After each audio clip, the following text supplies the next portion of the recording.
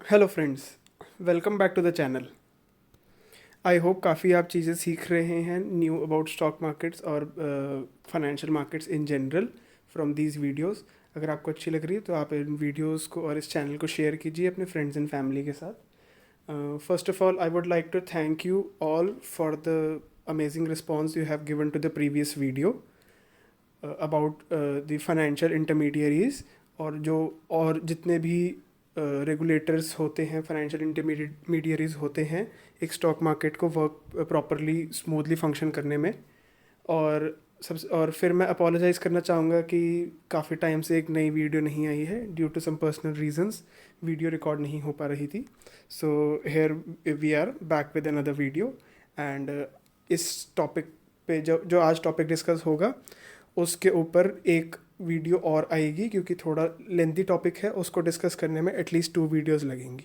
Right now while recording I am not sure कितनी videos लगें।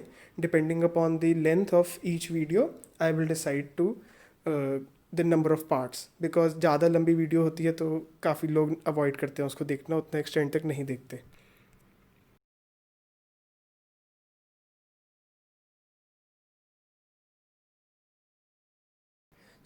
आज का हमारा टॉपिक है जो आजकल काफ़ी ज़्यादा ट्रेंडिंग है मार्केट में, वो है आईपीओज़। आज की वीडियो में हम जानेंगे कि आईपीओज़ के बारे में, व्हाट आर आईपीओज़, आईपीओज़ क्यों होते हैं, व्हाई दे आर इशूड, और what is the process of issuing N IPO. ये अलग अलग पार्ट्स में डिस्कस होगा अलग अलग वीडियोज़ में। Let's get started. तो सबसे पहला आता है हमारा what is an IPO. IPO जो सिंपल एक चीज़ है कि एक कंपनी अगर अपने शेयर्स को स्टॉक एक्सचेंज पे लिस्ट करना चाहे with the intent to raise capital for various reasons, वो हम आगे डिस्कस करेंगे, वो आईपीओ के थ्रू होता है। आईपीओ की फुल फॉर्म होती है इनिशियल पब्लिक ऑफर। मतलब सबसे पहले पब्लिक को कंपनी का थोड़ा सा स्टेक ऑफर किया जाना जनरल पब्लिक को, that is initial public offer. एक और पार्ट होता है F P O, which is follow up या फॉलोइंग पब्लिक ऑफर। ये हम थोड़ा बाद में डिस्कस करेंगे, थोड़ा ब्रीफ में ही डिस्कस करेंगे, क्योंकि डिटेल हमारी आईपीओ के बारे में रहेगी। मेजर डिफरेंस कुछ नहीं होता आईपीओ और एफपीओ में।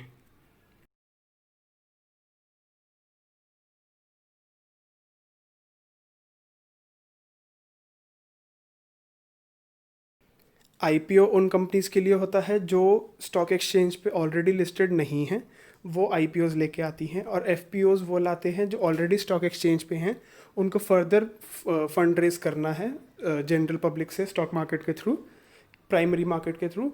वो एफपीओ लेके आते हैं फॉलो, क्योंकि जो एग्जिस्टिंग ऑलरेडी हैं वो following new fresh issue of shares करके या ऑफर फॉर सेल करके फंड रेज करते हैं। अब हम समझते हैं कि ये दो नई टर्म्स जो हमारे सामने आई, जो कि है फ्रेश इशू और ऑफर फॉर सेल। ये दो तरीके हैं अकाउंटिंग तरीके कंसिडर कर सकते हैं, accounting methods through which a company raises the funds from the general public through IPO. क्योंकि जैसे कि आप इसमें दो मेथड ये रहते हैं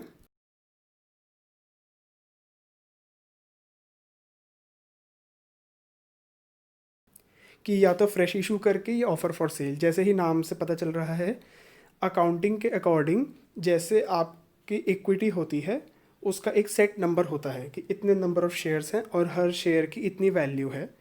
ऐसे एक कंपनी की नेटवर्थ का पता चलता है, एक पोर्शन का।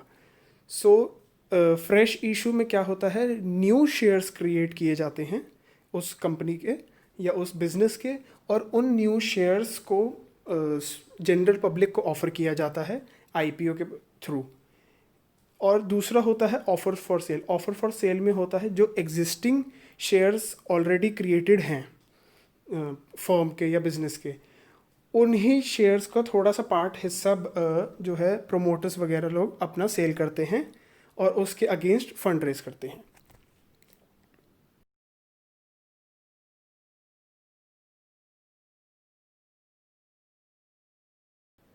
फॉर एग्ज़ाम्पल, एक कंपनी है, उसके दो ओनर्स हैं और जो दो प्रोमोटर्स हैं। 1 crore total equity shares, number of shares created हैं, ठीक है। अगर वो उन 1 करोड़ शेयर्स में से ही कोई थोड़ा अपना पार्ट या पोर्शन मार्केट में ऑफर करते हैं, लेट्स से 10 लाख शेयर्स उस आउट ऑफ टोटल 1 करोड़ में से ऑफर करते हैं टू द जनरल पब्लिक, वो ऑफर फॉर सेल है कि ऑलरेडी एग्जिस्टिंग उनके पास कुछ शेयर्स पड़े हुए थे, उस चीज़ को उसको उन्होंने ऑफर किया जनरल पब्लिक को सेल करने के लिए। फ्रेश इशू होता है कि अगर 1 करोड़ शेयर्स हैं और उसके अलावा कंपनी और न्यू शेयर्स क्रिएट करेगी, उन न्यूली क्रिएटेड शेयर्स को वो आगे जनरल पब्लिक को सेल करेगी या ऑफर करेगी। ये होता है फ्रेश इशू, कि नया कैपिटल जनरेट करने के लिए नई शेयर्स और क्रिएट किए गए। इनडायरेक्टली क्योंकि total number of volume of shares और बढ़ जाते हैं, तो जो एग्जिस्टिंग प्रोमोटर्स या शेयर होल्डर्स होते हैं कंपनी के, उनका स्टेक ऑटोमेटिकली ऐसे कम हो जाता है। This is general mathematics.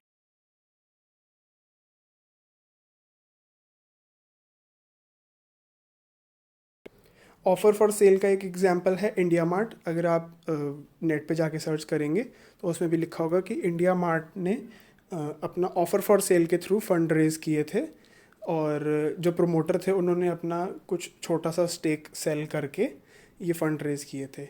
Fund rays क्यों करते हैं आईपीओ के थ्रू, ये हम आगे वाई वाले सेक्शन में समझेंगे। एफपीओ होता है फॉलो ऑन पब्लिक ऑफ़र। ये जनरली कंपनियां जो ऑलरेडी एक्सचेंज पे लिस्टेड हैं, जैसे कि मैंने बताया, वो ही इशू करती हैं और वो ही कर सकती हैं, क्योंकि लॉजिकली अगर आप इनिशियल नहीं होगा तो आप follow up offer, public offer कैसे करोगे।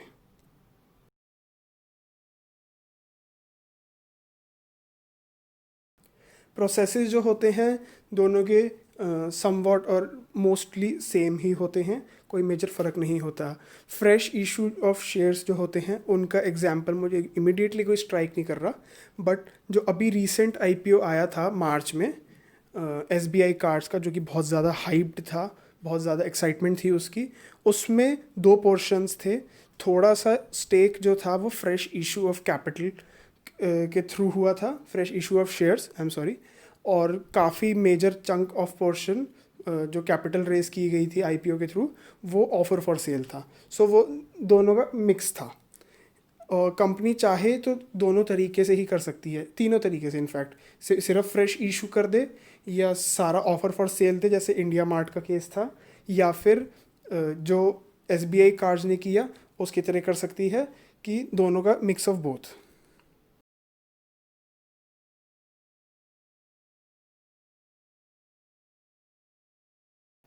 लेटेस्ट जो इस साल अब तक 2 आईपीओज आए हैं, उनके नाम आपके सामने, एसबीआई कार्ड्स और रोजरी बायोटेक। एसबीआई कार्ड्स की बहुत ज़्यादा एक्साइटमेंट थी, बट वो उतना अच्छा परफॉर्म नहीं कर पाया क्योंकि उसकी टाइमिंग ख़राब हो गई। रीज़न बीइंग्स, जब सारा कुछ इशू हुआ, अलॉटमेंट होने थे और लिस्टिंग होनी थी, उसके अराउंड कोरोना इफेक्ट की वजह से पूरी मार्केट डाउन हो गई थी। इस वजह से एसबीआई कार्ड्स बहुत ज़्यादा अफेक्टेड रहा, उसकी एप्लीकेशंस पे भी काफ़ी ज़्यादा फ़र्क आया था। नेक्स्ट इज़ रोजरी बायोटेक, जो अभी बिल्कुल रिसेंटली आया है। अगर आप स्टॉक मार्केट रिलेटेड अपडेट्स रखते हैं through newspapers, through news channels, YouTube, या हमारे टेलीग्राम चैनल के थ्रू भी, वहाँ पर भी हमने अपडेट किया था, तो आपको पता होगा इसके बारे में। इसने काफ़ी अच्छी परफॉर्मेंस दी है इन दिस वीक मार्केट, या जो इतना ज़्यादा इकोनॉमिक क्राइसिस और जो डाउनफॉल आया हुआ है मार्केट में, उसके बीच भी। एफपीओ के एग्जांपल्स अगर हम लें तो करंटली 2 एग्जांपल्स हैं हमारे सामने।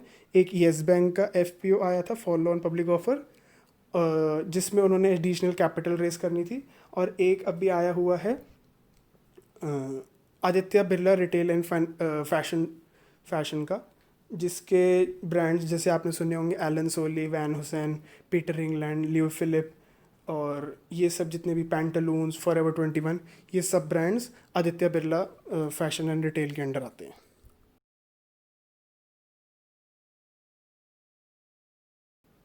नाउ वी विल सी कि ये आईपीओ लाने की नीड क्या होती है कंपनीज को या बिजनेसेस को।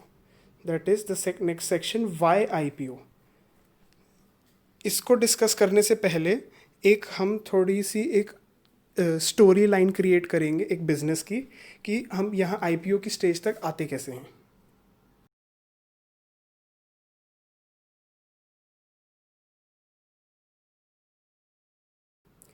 लेट्स अज्यूम कि आपके पास एक बिज़नेस आइडिया है, आपने एक बिज़नेस स्टार्ट करना है, और लेट्स से मोबाइल्स का बिज़नेस है। ये एग्जांपल काफ़ी लोगों को अच्छे से समझ में आ पाएगा। तो आप इनिशियली आप एक बिज़नेस स्टार्ट करने के लिए फ़ंड रेज़ करते हो।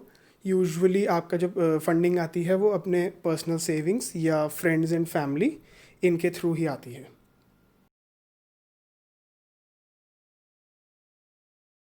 सो लेट्स से आपने और आपके फ्रेंड ने मिलकर एक बिज़नेस स्टार्ट किया, और फ्रेंड जो इन्वेस्ट कर रहा है उसका बेसिक पर्पस यही है कि उनका आपके ऊपर फेथ है, और बिज़नेस का उनको इस मोबाइल फील्ड का उतना आइडिया नहीं है, या कैसे उतना उनको मैनेजमेंट की पार्टिसिपेशन में इतनी एक्साइटमेंट नहीं है। उनका मेन मोटिव है कि आपके बिज़नेस आइडिया और आपके ऊपर जो फेथ है, और जो इंडस्ट्री है मोबाइल इंडस्ट्री, उसकी ग्रोथ के ऊपर फेथ है, तो वो उस चीज़ को कैश आउट करना चाहते हैं प्रॉफिट्स के फॉर्म में through investing in your venture.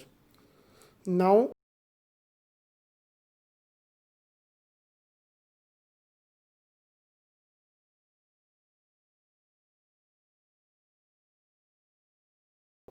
Let's say 50-50% की पार्टनरशिप हुई।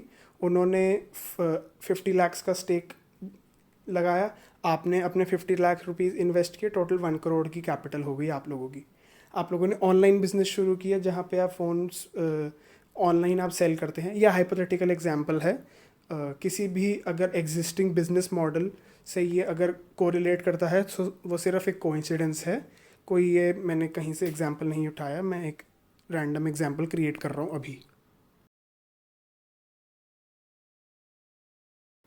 एंड हम फंडिंग के नंबर्स पे नहीं जाएंगे कि 1 करोड़ में कौन सी कंपनी, मोबाइल की कंपनी शुरू होगी एंड ऑल दैट। हम सिर्फ एक अंडरस्टैंडिंग के पर्सपेक्टिव से हम कंसिडर कर रहे हैं। So coming back to the example,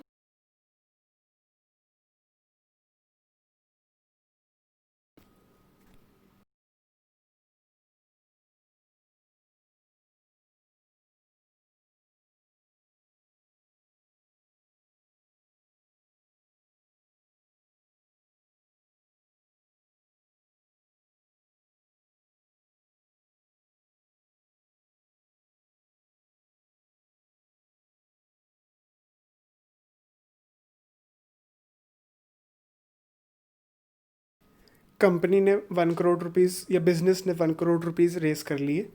अब बिजनेस स्टार्ट हो गया, बिजनेस इज़ डूइंग वेल, और आफ्टर सम टाइम आप लोग सोचते हैं कि हम इसको थोड़ा और ज़्यादा एक्सपैंड करते हैं। For that reason there could be various other ways to raise money. ठीक है, इसमें आपके अलग अलग तरीके होते हैं, जैसे कि आप बैंक के पास चले गए बैंक लोन लेने के लिए, जो कि हो गया हमारा डेट सेगमेंट में आ गया, या आपने कोई डिबेंचर्स वगैरह इशू कर दिए। डिबेंचर्स वगैरह के बारे में अगर आप नहीं जानते हैं तो प्रीवियस वीडियोस में उसके बारे में डिस्कशन हुई है, जो स्टार्टिंग की वीडियोस थी बेसिक्स ऑफ स्टॉक मार्केट, उसका लिंक मैं ऊपर दे दूंगा, आप वहाँ जाके देख सकते हैं।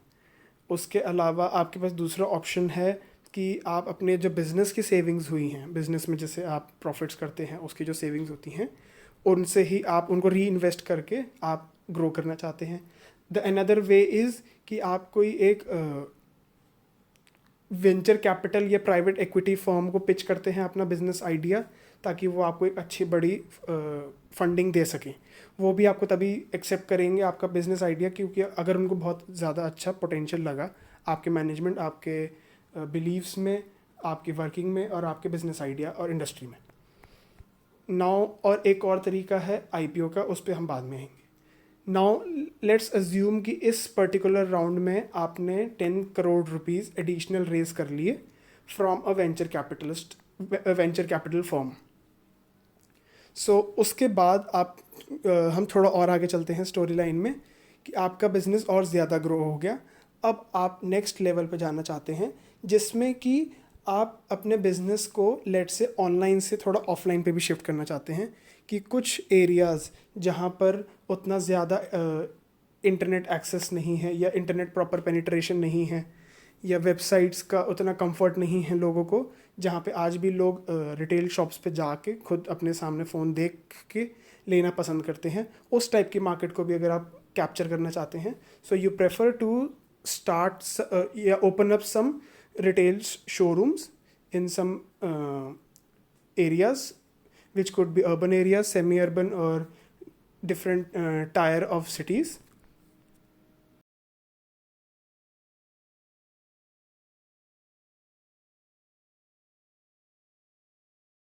उसके लिए you need even more funds. ठीक है. अब हम आते हैं कि आपके पास अब क्या ऑल्टरनेटिव है कि बिज़नेस को ग्रो करने के लिए जो फंड्स की रिक्वायरमेंट है. Now we come to the example या ऑप्शन ऑफ आईपीओ, कि अब हम आईपीओ के थ्रू मनी रेज करेंगे. सो इससे हमारे को पता चलता है कि आईपीओ से रेज करने के फंड्स रेज करने के देयर कुड बी 3 रीजंस जो कि यहाँ पे लिस्टेड हैं. सबसे पहला है एक्सपेंशन एंड ग्रोथ, जो कि हमारे पर्टिकुलर एग्जाम्पल में था कि हमारे को और ज़्यादा अलग अलग एरियाज़ को एक्सप्लोर करना है, उसके लिए हमारे को फंड्स चाहिए. दूसरा could be fulfilling working capital requirement, जैसे कि अभी जो आईपीओ आया है रोजरी बायोटेक का, उसका मेन पर्पस यही था कि उनको अपना जो है वर्किंग कैपिटल रिक्वायरमेंट थी, क्योंकि due to this corona hit उनके ऑपरेशंस पे काफ़ी फ़र्क आया है, तो अपने एक्सपेंसेस को मीट करने के लिए उनको फंड्स की रिक्वायरमेंट थी, इसलिए वो आईपीओ लेके आए. और तीसरा हो सकता है कि डेट रीपेमेंट, जो कि रोजरी बायोटेक का ही अगर हम एग्जांपल दोबारा लें तो उसमें उनका एक और रीज़न था आईपीओ के थ्रू कैपिटल रेज करने का, कि उनको अपना थोड़ा जो डेट रीपेमेंट थी, जो कि ऑपरेटिंग एक्सपेंसेस में भी आ जाते हैं, लाइक जो पीरियोडिक रीपेमेंट्स होती हैं, उसको रीपे करने के लिए, या कोई बहुत बड़ी अमाउंट रीपे होनी है, डेट ऑब्लिगेशन रीपे होनी है, उसके लिए भी लोग कंपनीज आईपीओ के थ्रू फंड्स रेज करती है. There could be another reason कि एक कंपनी अपना आईपीओ क्यों लेके आए, यहाँ पे मेंशन नहीं किया हुआ है. दिस इज़ सम लीगल या रेगुलेटरी रिक्वायरमेंट्स, जैसे कुछ बैंक्स या नॉन बैंकिंग फाइनेंशियल कंपनीज जो होती हैं, उनके ऊपर ये इंडिया में ऑब्लिगेशन है कि after some time of starting their operations and being profitable, and along with meeting the criterias of SEBI and other regulators, you have to get yourself listed on stock exchange. जैसे कि Ujjivan small finance bank और ऐसे जो others banks हैं, इनके ऊपर legal requirement थी कि अपने बिजनेस को इनको स्टॉक एक्सचेंज पे लिस्ट करना ही है with in the specified period of time.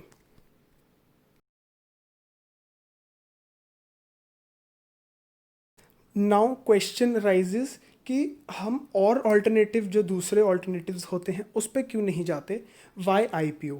हम जब सेकेंड राउंड ऑफ फंडिंग हमने रेज की थी, जब 10 करोड़ की, तब हम वेंचर कैपिटल फर्म या प्राइवेट इक्विटी फर्म्स, इन सब पे जा रहे हैं, तब आईपीओ पे क्यों नहीं गए. और अगर जब हम प्रीवियस टाइम 10 करोड़ के रेज के टाइम पे हम वीसी के पास गए थे, which is venture capital firm, तो सेकंड जब फंड रेज करना है तब हम किसी और वीसी या उसी वीसी के पास क्यों नहीं गए, तब हम आईपीओ के ऊपर क्यों आए. So these are 2 questions right now. हम सबसे पहले फर्स्ट क्वेश्चन का आंसर करेंगे कि हम फर्स्ट जो हमने बड़ी amount which was 10 crore rupees raise करी थी, वो हमने वीसी के थ्रू क्यों करी और आईपीओ के रूट पे क्यों नहीं गए. There could be 2 reasons. First of all, IPO से फंड रेज करने के लिए आपको काफ़ी ज़्यादा बिजनेस को आपके काफ़ी कंप्लाइंसेस मीट करने पड़ते हैं. First of all at the stage of regulatory compliances, जो कि जैसे कि इंडिया में कंप्लाइंसेस हैं कि कंपनी को बहुत सारे कंप्लाइंसेस हैं. फॉर एक एग्जांपल मैं बता रहा हूँ अभी, कि प्रीवियस 3 क्वार्टर्स में प्रॉफिटेबल रहना है, प्रीवियस 3 ईयर्स में company should be net profitable, previous 5 years में कंपनी शुड बी प्रॉफिटेबल, ऐसे करके काफ़ी रेगुलेटरी रिक्वायरमेंट्स होते हैं. सेकेंडली, पॉसिबल कि आपका बिजनेस उस पेस पे अभी ग्रो नहीं कर रहा है, तो जो इन्वेस्टर्स आएंगे, जो जनरल पब्लिक आएगी, वो आपके आइडिया को, आपके विजन को उतना अच्छे से अंडरस्टैंड ना कर पाए. ये एक काफ़ी इम्पॉर्टेंट रीज़न होता है. वीसी फर्म्स जो होती हैं या प्राइवेट इक्विटी फर्म्स जो होती हैं, वो ऐसे बिजनेस आइडियाज़ में इन्वेस्ट करती हैं, बहुत ज़्यादा रिस्की बिजनेसेस में इन्वेस्ट करती हैं, क्योंकि वो विजन करने की कोशिश करती हैं कि ये इंडस्ट्री कैसे ग्रो करेगी. जैसे आज के टाइम में ओला उबर अगर आईपीओ अपना लेके आती है, उबर जैसे बाहर लिस्ट ऑलरेडी लिस्टेड है, या इंडिया में ओला अगर आईपीओ लेके आती है तो सब एक्साइट होंगे, ठीक है। अभी ला नहीं सकती क्योंकि वो नेट प्रॉफिटेबल नहीं हुई है, अभी भी वो लॉसेस इनकर करती है काफ़ी ज़्यादा नेट ऑन नेट। लेकिन वीसी फर्म्स जो हैं वो इतना ज़्यादा लॉस देखने के बाद भी, या काफ़ी कमिंग ईयर्स में लॉस होंगे ये चीज़ जानने के बावजूद भी उन कंपनीज़ में इन्वेस्ट करती हैं, उन कंपनीज़ को फंडिंग्स देती हैं, क्योंकि इन द लॉन्ग टर्म उनको उस बिजनेस मॉडल पे, उस इंडस्ट्री की डेवलपमेंट पे, ग्रोथ तो बाद में आएगी, सबसे पहले कि ऐसी कोई इंडस्ट्री बनेगी, online taxi booking, online food ordering, ऐसी कोई इंडस्ट्री बन भी सकती है। इस चीज़ का विजन उनको समझ में आ जाता है, इतनी उनको अपनी इंडस्ट्री और बिजनेसेस की नॉलेज होती है।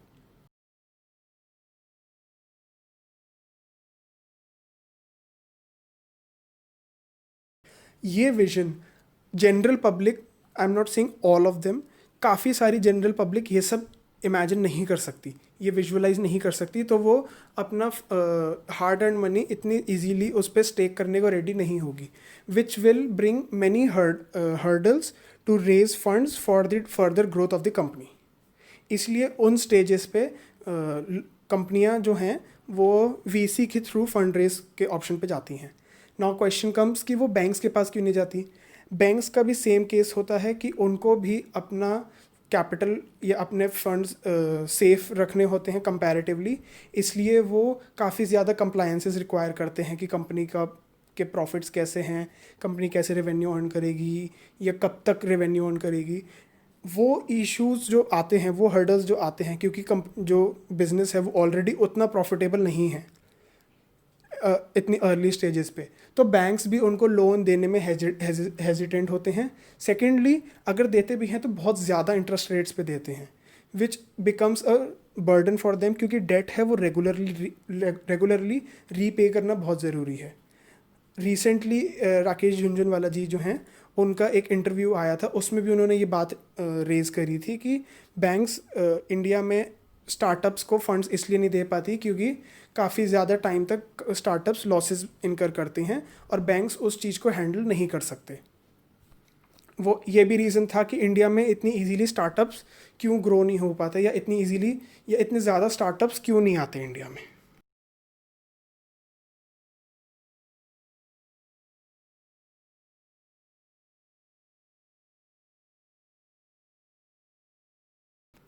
Now coming back to second question, which is कि जब प्रीवियस स्टेज 10 करोड़ वाली स्टेज पे वीसी के थ्रू फंड रेज हुआ था, तो सेकेंड स्टेज पे क्यों नहीं किया गया जब आपको और ज़्यादा फंड्स की ज़रूरत है। नाउ वीसीज जो होते हैं या प्राइवेट एक्विटी फर्म्स होती हैं, हमारे एग्जांपल में वो 10 करोड़ हैं। अगर आप बिजनेस न्यूज़पेपर्स उठा के देखें या न्यूज़ चैनल्स पे देखें या नॉर्मल न्यूज़ पेपर्स में भी कभी कभार आ जाता है कि सर्टेन कंपनी, लेट्स से कोई फाइनेंशियल कंपनी है, फिनटेक कंपनी है, पेटीएम है, या ऑनलाइन कंपनी है लाइक अमेज़ॉन है, उबर है, इन लोगों ने 100 करोड़ 1000 करोड़ रुपीज़ रेज़ किए, या $100 मिलियन 1 बिलियन रेज़ किए, तो ये इतना ज़्यादा फंड्स रेज़ करते हैं, या जो वीसी के पॉइंट ऑफ व्यू से कहें, ये इतना ज़्यादा फंड्स एलोकेट करते हैं। सो ये प्रेफर करते हैं कि कंपनी में इनका कंपनी की मैनेजमेंट और ऑपरेशंस में जो वीसीज हैं उनका कंट्रीब्यूशन भी हो, ताकि उनको अपने हंड्रेड्स ऑफ करोड्स लूज़ ना करने पड़े। जो अगर नेसेसरी कोई रिक्वायरमेंट्स हैं, लाइक कंपनी को सही तरीके से ड्राइव करने की, कंपनी को सही नेटवर्क और कॉन्टैक्ट्स प्रोवाइड कराने की, जिसके थ्रू वो कंपनीज ग्रो कर सकें, सही डायरेक्शन में अपना जो विजन है वो अचीव कर सकें, उस चीज़ को फैसिलिटेट करने के लिए वीसीज प्रेफर करती हैं कि वो थोड़ा अपना कंट्रोल उन स्टार्टअप्स या जो फंड रेजिंग कंपनी है उस पर डाल सकें। Now after a certain point of time वो मैनेजरियल कंट्रोल ज़्यादा डाइल्यूट ना हो, उसको कंसिडर करते हुए सेकंड रूट में वो आईपीओस पे जाते हैं, वीसीज पे नहीं जाते। सेकंड रीज़न इज़ जो कि एंटरप्राइज मेंबर बेनिफिट्स जो यहाँ पे लिखा हुआ है सेगमेंट, उसके अंडर आता है कि जो एग्जिस्टिंग वीसी था जिसने 10 करोड़ रुपीज़ लगाए थे, वो प्रॉफिट कैसे अर्न करेगा, वो अपनी कैपिटल पे इतना हाई अमाउंट ऑफ रिटर्न कैसे जनरेट करेगा। वो होता है आईपीओस के थ्रू ही। जैसे कि जो जिसने 10 करोड़ रुपीज़ लगाए थे, नेक्स्ट टाइम जब कंपनी आईपीओ के थ्रू मनी रेज करने गई, तो उस टाइम पे जो कंपनी की वैल्यूएशन लगी, जो इंक्रीज होके आई, ठीक है, उस केस में जो वीसी ने 10 करोड़ रुपीज़ लगाए थे, पॉसिबली उस वीसी के 10 करोड़ 50 करोड़ बन गए हैं, कंपनी 5 टाइम्स ग्रो कर गई है। अब उसको कैश आउट कैसे करेगी वीसी? वो आईपीओ रूट से होता है कि जब कंपनी ऑफर फॉर सेल के थ्रू आईपीओ लाती है। अब आपको और रेफरेंस समझ में आएगा ऑफर फॉर सेल का, कि जब कंपनी आईपीओ को ऑफर फॉर सेल के थ्रू लाती है, उस टाइम पे वीसी फर्म्स या तो कंप्लीटली या अपना कुछ स्टेक सेल करके अपना प्रॉफिट कैश इन कर लेती है। जैसे कि एग्जांपल दूं, तो जो एसबीआई कार्ड्स का जो आईपीओ आया था, एसबीआई कार्ड्स में before IPO there were 2 companies, SBI cards itself और एक सी ए रोवर होल्डिंग्स करके एक कंपनी थी जिसके पास 24% स्टेक था before the IPO. After IPO और during the IPO SBI cards ने और सी ए रोवर होल्डिंग्स ने अपना स्टेक ऑफर फॉर सेल के थ्रू सेल किया था। उस प्रोसेस में सी ए रोवर होल्डिंग्स जो कंपनी थी, उसने अपना जो इन्वेस्टमेंट थी उसको थोड़ा कैश आउट किया। आई एम नॉट श्योर कितना अमाउंट कैश आउट किया, बट फ्रॉम सर्टेन वीडियोस और certain articles I got to know कि उन्होंने अपने जो इन्वेस्टमेंट थी उस पर मल्टीफोल्ड रिटर्न्स निकाले थे। Now there is a new term in front of you which is multifold returns. तो मल्टीफोल्ड रिटर्न्स कुछ नहीं होते, जैसे कि आपको नाम से पता चल रहा है, ये हिंदी में बोले तो कितने गुना उन्होंने किया, कि 4 गुना 5 गुना कर दिए अपने पैसे को। If I speak in English, so it is like you are converting your investment into multiple times, like you have done 5x return, 10 times your initial investments. This is multifold return.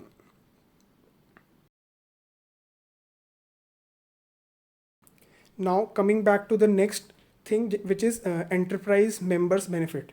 ये जो दो सब major headings हैं, ये मैंने अपने reference से बनाई हैं, कोई ऐसी बाइफर्केशंस नहीं होती हैं।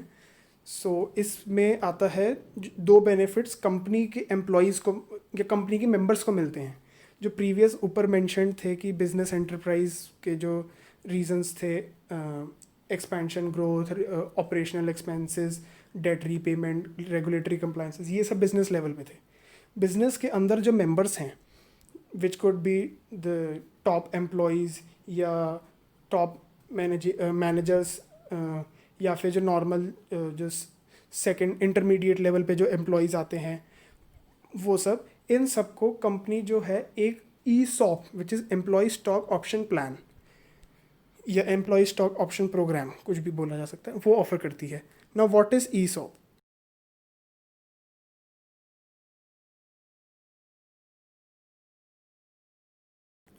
काफ़ी जॉब करने वाले मेंबर्स को या लोगों को पता होगा कि ई सॉप क्या होता है। एक ब्रीफ आइडिया दे देता हूँ कि companies certain point of time पे अपने एम्प्लॉयज़ को ई सॉप के थ्रू बोनस या रीपेमेंट या पेमेंट करती है, कैश ना देके या कोई और वैसे फैसिलिटीज़ ना देके, ई सॉप के through. What is E shop? E shop होता है कि एक एग्रीमेंट जिसके अकॉर्डिंग कंपनी के सर्टेन नंबर ऑफ शेयर्स आपको अलॉट किए जाएंगे।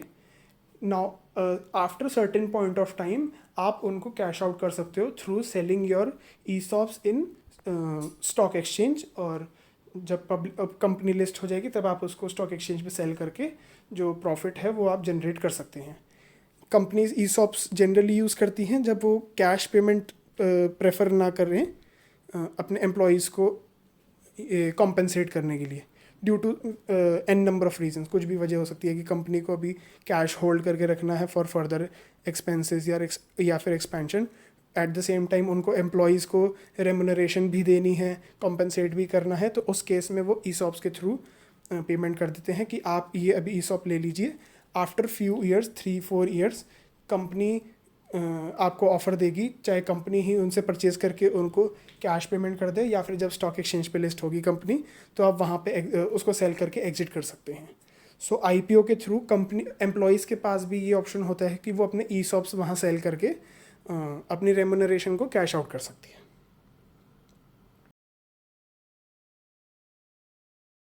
So as you can see, video अभी इस टाइम पे 27 मिनट्स की हो गई है, और आई डाउट यहाँ तक किसी ने देखा होगा. If you have seen till this point, I hope आपने काफ़ी ज़्यादा नई चीज़ें सीखी होंगी आज, और जिन्होंने नहीं देखा तो उनका मिस हो गया. कोई बात नहीं, क्या कर सकते हैं.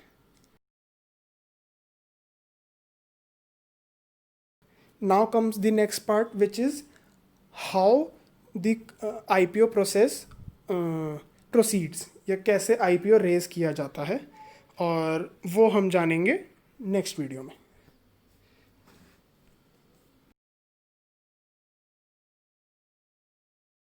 बिकॉज ऑलरेडी ये वीडियो काफ़ी ज़्यादा लंबी हो गई है, सो इसका सेकंड पार्ट बनाऊंगा मैं. उसमें हम जानेंगे कि IPOs का प्रोसेस कैसे होता है, क्या क्या स्टेप्स इन्वॉल्व होते हैं, कुछ टेक्निकल जार्गन्स, कुछ टेक्निकल टर्म्स जो यूज़ होती हैं जो आपको पता होनी चाहिए, और उसके बाद एक और सरप्राइज़ है. और तो उसके लिए आप stay tune to the channel, subscribe to this channel unless आपने अभी तक नहीं किया है, बिकॉज नेक्स्ट वीडियो का अपडेट आपको ताकि टाइम से मिल जाए, और आगे आने वाली वीडियोस के अपडेट्स भी मिलते रहें. और अगर आपने प्रीवियस वीडियोस नहीं देखी हैं तो ऊपर कार्ड्स में आपके पास आ गया होगा, वहाँ जाके देख लीजिए. सेकेंडली, IPOs के बारे में बात चल रही है, तो हमने प्रीवियस वीडियो में रीट के बारे में बात कर रही थी, रियल एस्टेट इन्वेस्टमेंट ट्रस्ट. अगर आपने वो वीडियो नहीं देखी और रीट नहीं पता क्या होता है, तो मैं ऊपर कार्ड्स में लिंक आ रहा है, आप उस वीडियो को जाके देखिए, आपको पता चलेगा रीट क्या होता है. ऑलरेडी इंडियन स्टॉक एक्सचेंज पे एक रीट लिस्टेड है, और एक नया रीट आ रहा है. उसका जो सब्सक्रिप्शन का जो फॉर्म या एप्लीकेशन होती है वो ओपन हो गया है, प्लेटफॉर्म ओपन हो गया है. और एक और जो रीट है उसके आने की डिस्कशंस चल रही हैं मार्केट में. The already which is currently running for the application is mind space real estate investment trust. इसका आप रीट के IPO के बारे में आप जाके नेट पे सर्च कर सकते हैं, आपको ज़रूर मिल जाएगा इजीली. और जो नेक्स्ट है वो है ब्रूकफील्ड रीट. वो भी आने के बारे, उसके बारे में भी आर्टिकल्स हैं काफ़ी इंटरनेट पे कि उसके आने के चांसेस हैं. So I will repeat this in the next video as well, in case अगर कोई किसी ने यहाँ तक इतनी एंड तक नहीं देखा है. So thank you for watching till the end. Stay tuned for the next part.